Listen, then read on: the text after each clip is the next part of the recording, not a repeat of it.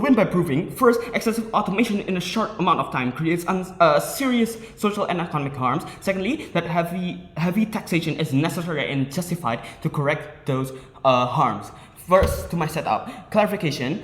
We will not be banning automation because it is good if it's done wisely by in and of itself. But we will support the taxation, the high taxation that the government will impose on the firms if they do excessive automation in a short period of time. This is called the Pigovian tax, fiscal tool to internalize the negative externalities automations cause when it is done excessively and in a short amount of time without proper consideration. And then moving on to the identification of the motion.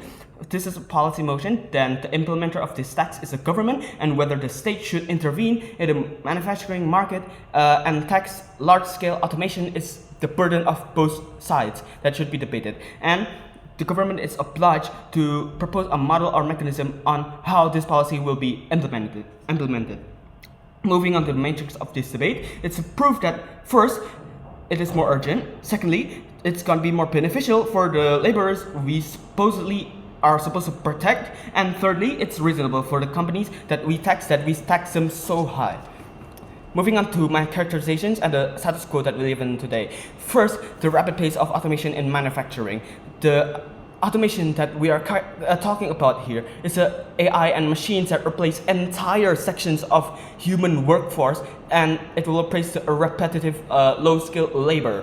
And secondly, it's profit-driven. The firms that do this automation doesn't necessarily do it out of necessity, but they are driven by profit. They want to minimize costs, and therefore they want to minimize the salaries that they give to the laborers. They want to give less insurance, they want to give less labor protection, and this will reduce the cost of the firm, right? And then, but this profit-driven motive, it ignores social costs and externalities of the externalities caused by automation, like mass layoff and other things that I will explain in my argument.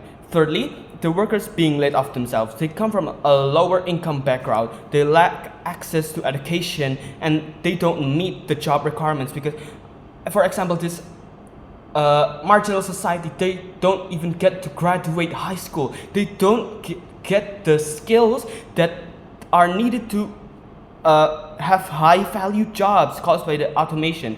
And moving on, the fourth is the companies themselves. They save money, but they don't contribute to the government in the form of laborers' wages, because when there are less laborer wages, therefore there will be less consumption in the society, therefore reducing the aggregate income of the government themselves. And I will explain about this a problem in my argument. Moving on to our mechanization is that the tax will apply to manufacturing corporations that automate more than 50% of human labor. It will be a progressive tax rate, meaning more automation, more tax, and money collected will be reinvested into reskilling programs, insurances, and other things to help workers, and it will be enforced by clear reporting and auditing of automation levels. Therefore, our stand is that we will support, we would impose this high tax on these firms.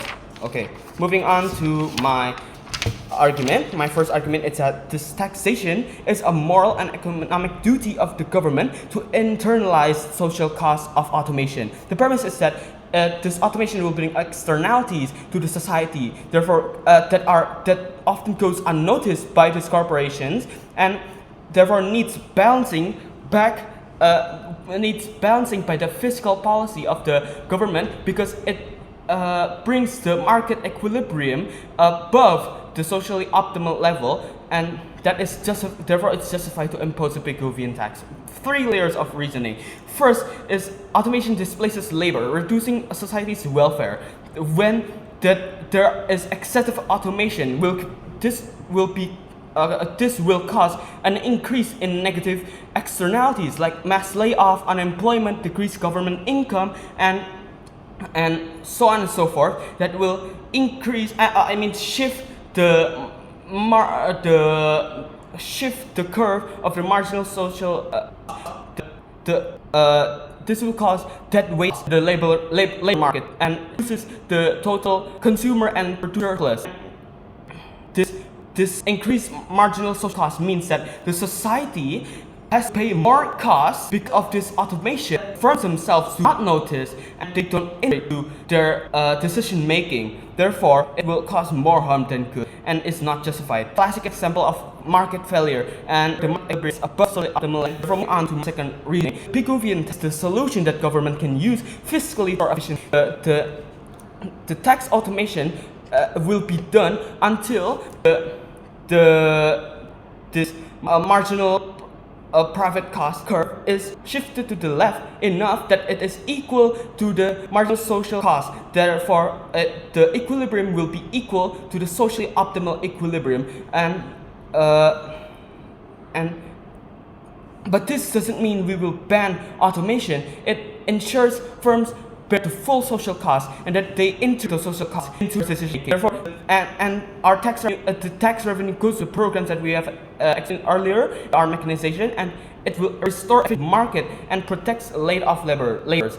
Third layer of reasoning, protects humans in the economy. It reorients economies to protect jobs, fair wages, and inclusion, especially for the blue-collar workers that I have characterized in my characterization. They can't just get another job because it's inaccessible to them.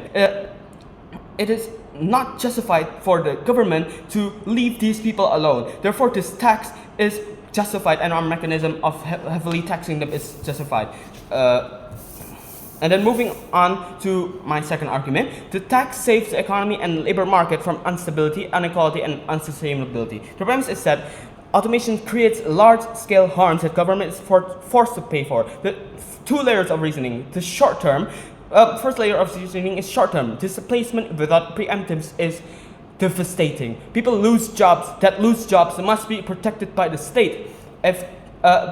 Right? And when they are protected by the states, therefore they need these programs that will increase their skill. But the negative effect of this is that it will increase costs dramatically for programs because they are underfunded at the first place. And the firms who are perpetrators don't participate in helping, they just reap off the benefits of the automation. This tax will impose a responsibility to them and they will pay the cost of the layoff. And the layer second of reasoning is that this reduces wages and lowers the standard of living for those people, right?